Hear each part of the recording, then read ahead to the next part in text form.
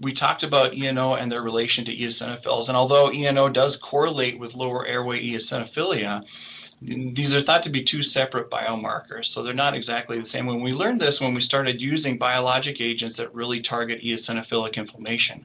So mepolizumab is an example of that. And so we thought when we would start someone on mepolizumab that their eosinophil levels would go down, and along with that, since ENO levels are high when eosinophil levels are high, we thought that ENO levels would change as well, but that's not what they found. So you can see on the left-hand side here, on the top here, we have blood eosinophil counts, and in the treatment group, they did go down with mepolizumab by about 80%, and then they persistently stayed low.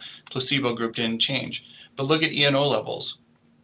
They really didn't change with addition of mepolizumab compared to the placebo group.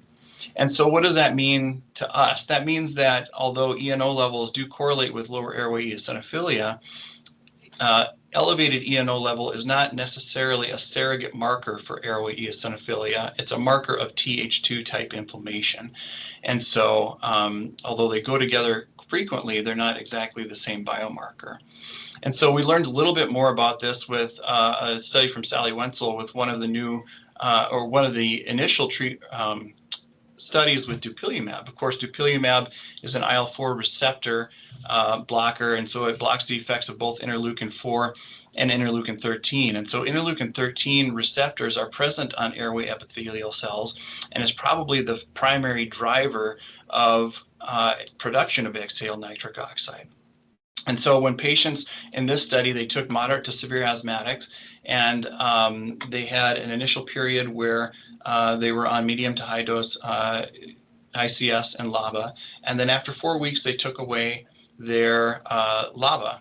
And then after that, 2 weeks later, they started tapering off of their inhaled corticosteroid. And the primary objective here was to look at exacerbation frequency. And not surprisingly, you start to reduce inhaler medications, and exacerbation frequency goes up. And you can see that increase even more as patients come off of their inhaled corticosteroids, and you reduce that lower airway, or you increase lower airway inflammation. But look at the dupilumab group. They really didn't have a major increase in exacerbation frequency. And what's interesting about that is that really correlates nicely with what they found in that study also of ENO levels. So ENO levels went down with treatment with the dupilumab group, didn't really change in the placebo group until you took away inhaled corticosteroids, and then ENO levels went up. And so it's just nice to see that these ENO levels do correlate with exacerbation frequency and reductions